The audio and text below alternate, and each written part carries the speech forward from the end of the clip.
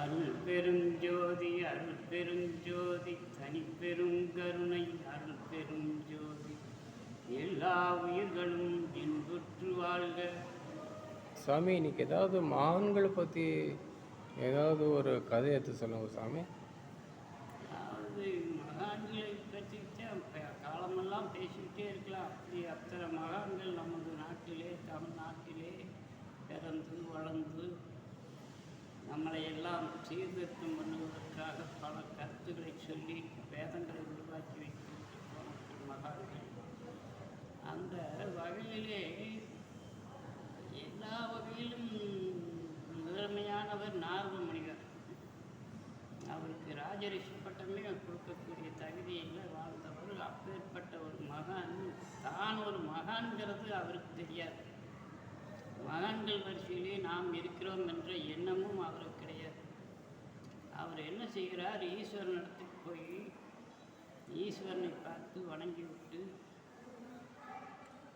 இந்த மாதிரி மகான்கள் யாரை சொல்வது, யாரை தெரிந்து கொள்வது என்று கேட்டார். அதற்கு ஈஸ்வரன் ஒரு பதில் சொன்னார். பூலோகத்தில் பூமியில் மனிதர்கள் மலங்கழிக்கும் இடத்தை போய்ப்பார். அந்த இடத்திலே வண்டு உருண்டையாக அந்த மலத்தை உருட்டி 2 வண்டு ஒன்றும் பின் ஒன்றாக தள்ளிக்கொண்டே இருக்கும். அந்த வண்டுவை போய் பார். அதில் ஒரு வண்டு மட்டும் தள்ளிக்கொண்டு இருக்கும். அந்த வண்டை பார்த்து மகான்கள்னால் யார் என்று கேட்டு அந்த வண்டு பதில் சொல்லும் என்றார். சரி என்று, என்னடா மலத்தை உருட்டும் ஒரு வண்டு இடத்தில் போய் நம்மளை உபதேசம் கேட்க சொல்கிறார், உபதேசம் பெற சொல்கிறார் என்று ஈஸ்வரன் மேலே ஒரு எண்ணம். ஆனால் அந்த ஈஸ்வரன் சொல்லில் ஒரு உயிர் இருக்கும், அது சொல்லுக்கு வீண் போகாது என்ற நம்பிக்கையில் போய் அந்த வண்டுவை பார்த்து கேட்டார். அப்பொழுது அந்த வண்டு இறந்து விட்டது. எதுவும் பதில் பேசணும், இறந்து போய்விட்டது.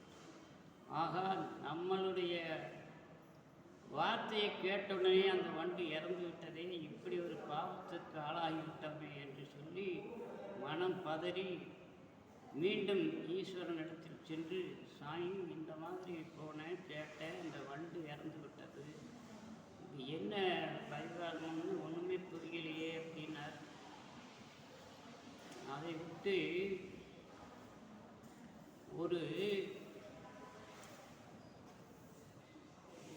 பிராமணன் வீட்டில் ஒரு பசுமாடு கன்று கொண்டிருக்கும். அந்த கன்றுக்குட்டியை போய்ப்பார், அது பதில் சொல்லும் என்றார். அப்படியா என்று பசுமாட்டுக்கு அந்த சாமி சொன்ன குறியில் ஒரு பிராமணன் வீட்டில் போய் அந்த பசுவை கன்றை பார்த்து பிறந்த கன்றை கேட்டார். அந்த கன்றுக்குட்டியும் இறந்து விட்டது. 3வது ஈஸ்வரனிடத்தில் போய் இந்த கன்றுக்குட்டியை கேட்டேன், அதுவும் இறந்து விட்டது. என்ன சாமி ஒன்றுமே புரியலையே, என்ன அதனுடைய அர்த்தம் என்று கேட்டார்.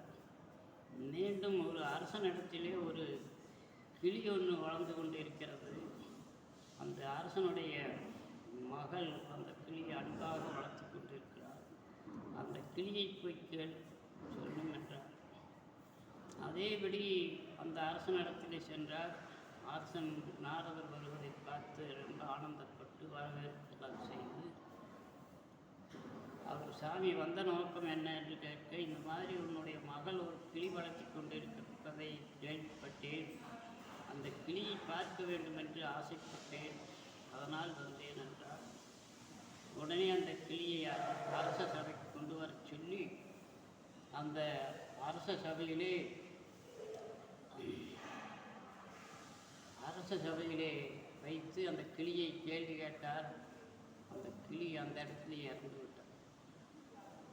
ஆகா, எதுவும் இறந்து விட்டதே என்று 3வது முறையும் இது மாதிரி நடந்து விட்டது என்று ஈஸ்வரனிடத்தில் போய் அந்த கிளியும் இறந்து விட்டது என்று சொல்ல, அப்படி என்றால் இந்த நாட்டிலே வெகு காலமாக குழந்தை இல்லாமல் இருந்து ஒரு அரசனுக்கு ஒரு ஆண் குழந்தை பிறந்திருக்கிறது.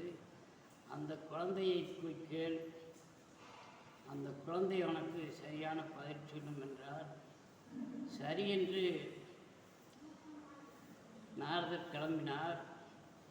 கிளம்பி செல்லும்போது அவருக்குள்ளே அவன் பெரிய அரசன், உலகத்திலே வல்லரசன், அப்பேற்பட்டவனுக்கு வெகு காலமாக ஒரு குழந்தை இல்லாமல் இருந்து அந்த குழந்தை பிறந்தவுடனே நாம் போய் கேட்டு அது இறந்து விட்டால் நம்மளை உயிரோடு விடுவானா என்று பயம்.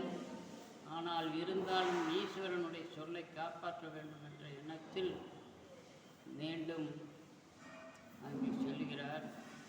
அங்கே சென்றவுடனே நாரதர் வருகிறார் என்று அரசன் ரொம்ப ஆர்வமாக ஆனந்தமாக வரவேற்பு செய்து அரச சபையிலே அமர வைத்தார். சாமி வந்த நோக்கம் என்ன என்று கேட்டார். இந்த மாதிரி உனக்கு ஒரு ஆண் குழந்தை பிறந்ததாக கேள்விப்பட்டேன், அந்த குழந்தையை பார்க்க வந்தேன் என்றார். நாரதரே வந்து ஆசீர்வாதம் பண்ண விட்டார் என்று ஆனந்தத்தில் அந்த குழந்தையை கொண்டு சென்று அவர் முன்னாடி உட்கார வைத்தார், படுக்க வைத்தார்கள். பார்த்தார், குழந்தையை பார்த்து மகான்கள்லாம் யார் என்று கேட்டார். அதற்கு அந்த குழந்தை சாகவில்லை, பேசுது. மகான் என்றால் யார் என்றால், நான் பூலோகத்தில் உலகத்தில்தான் மலங்களிக்கும் மனித மலத்தை உருட்டி கொண்டு வாழ்ந்து கொண்டு இருந்தேன் வண்டுவாக. அப்பொழுது நீங்கள் தான் என்னை வந்து பார்த்து ஆசீர்வாதம் கொடுத்தீர்கள். உங்களுடைய ஆசீர்வாதத்தால் அந்த பிறவியை முடிந்துவிட்டது. அடுத்தபடியாக ஒரு பெரிய பிராமணன் வீட்டில் பசுவினுடைய வயிற்றில் கன்றாக பிறந்தேன். அங்கு வந்து அங்கேயும் எனக்கு இதே கேள்வி கேட்டு ஆசீர்வாதம் செய்தீர்கள். உங்களுடைய ஆசீர்வாதத்தால் அந்த பிறவி முடிந்தது. மூணாவதாக கிளியாக வாழ்ந்து கொண்டு இருந்தேன் அரசனுடைய மகளிடத்தில். அங்கே வந்து இதே கேள்வி கேட்டு எனக்கு தரிசனம் கொடுத்தீர்கள். அந்த தரிசனம், உங்களுடைய தரிசனத்தால் எனக்கு அந்த பிறவி போச்சு. ஊர்வன, நடப்பன, பரப்பன, 3 பிறவிகளுக்கு மீறி 3 பிறவிகளிலும் வந்து நீங்கள் எனக்கு ஆசீர்வாதம் செய்து என்னை இந்த பிறவிக்கு பெரிய உலகத்திலே பெரிய ஒரு அரசனுக்கு மகனாக பிறக்கக்கூடிய வாய்ப்பை அளித்தது தாங்கள் தான். நீங்கள் தான் உலகத்திலே பெரிய மகான் என்று சொன்னுடனே, ஆகா நாமளும் ஒரு மகானா என்று சொல்லி அவர் ஆனந்தப்பட்டார். அப்படி மகான்களுடைய பார்வைப்பட்டால் உணர்ந்த பாவமெல்லாம் பரிபூர்ணமாகி நிவர்த்தியாகி எல்லா செயல்களும் ஈடுபாடு நடக்கும். அப்படி மகான்களுடைய பார்வைப்பட வேண்டும். கணக்கன்பதியிலே சச்சிதானந்த சுவாமிகள் என்று ஒருவர் இருந்தார். அவர் பெருமா கோயிலில் தங்கியிருப்பார். அந்த பெருமா கோயிலில் பெரிய ஒரு நாகம் இருக்கும். அங்கே அவரும் தங்கியிருப்பார், நாகமும் தங்கியிருக்கும். அன்பர்கள், அந்த ஊர் அன்பர்கள் எல்லாரும் விவசாயிகள். எல்லாரும் அந்த பகுதியிலே அந்த வழியாகத்தான் போக வேண்டும், வர வேண்டும். இரவு நேரத்தில் வந்து சாமி பார்த்து ஆசீர்வாதம் வைத்து சாமிக்கு உணவு கொடுத்து போவார்கள். மறுநாள் காலையில் விவசாயத்திற்கு போவதற்கு அந்த வழியில் போகும்போது சாமியை பார்த்து தரிசனம் செய்து போகலாம் என்று போனார்கள். அப்பொழுது அந்த பெருமாள் கோயில் தலவாசலில் சாமி நின்று கொண்டிருந்தார். அந்த நிலைக்கல் மேல் நின்றிருந்தார். கீழே காலடியிலே ஒரு பெரிய பாம்பு செத்து கிடந்தது. அந்த பாம்பை பார்த்து, ஆகா சாமி பாம்பு அப்படின்னு சத்தம் போட்டார்கள். அது ஒன்றும் செய்ய மாட்டான், வாங்க அப்படின்ச்சு. வந்தார்கள். செத்து கிடந்தது. சாமியினுடைய கால் கால் பெருவிரலில் அந்த பாம்பனுடைய மூக்கு பட்டு அப்படியே ரத்தம் முத்து போல் நின்னது. சாமி காலில் ரத்தம். அது ஒன்றும் பண்ணாது. முதல்ல இதை எடுத்து கொண்டு போய் மண்ணை பறித்து இந்த மண்ணுக்குள்ளே போட்டு அதை சமாதி பண்ணிடுங்கள் என்று சொன்னார்கள்.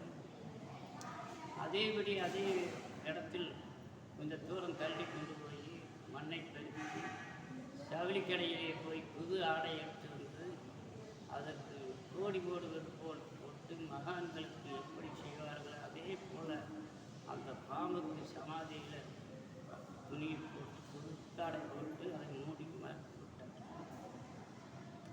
அந்த சாமியினுடைய காலில் அதனுடைய சிரசு பட்ட உடனே அது சமாதி அடைய வேண்டிய ஒரு காலம் வந்து விட்டது. அதற்கு சமாதிக்கு மனிதனுக்கு எப்படி சமாதி செய்ய போது செய்கிறோமோ அதுபோல் அந்த பாம்பை செய்து விட்டார்கள். இல்லாவிட்டால் ஒரு பாம்பு இறந்துவிட்டால் அது தூக்காங்கிட்டு வேலி பெறும் ஓரத்தில் போட்டுருவாங்க. அது நாத்தனாகி எப்படி எப்படி போகும். அந்த சரீரம் சாமியினுடைய பாதத்தில் சிரசு பட்ட உடனே அதனுடைய சுய உள்ளத்தில் இருந்த அதனுடைய உடம்பில் இருந்த விஷமெல்லாம் வெளியேறி சுத்த பிரமமாகி சமாதி ஆகிவிட்டது. அப்படி மகான்களுடைய பார்வை பட்டாலே சமாதியாகக்கூடிய சக்தி மகான்களுக்கு. அப்பேற்பட்ட வழியிலே வந்த நமது ராமலிங்க சாமி அவர்களும் பல உயிர்களை சமாதி செய்த உதாரணமாக இருந்து வந்து சிவதியாகிவிட்டார்.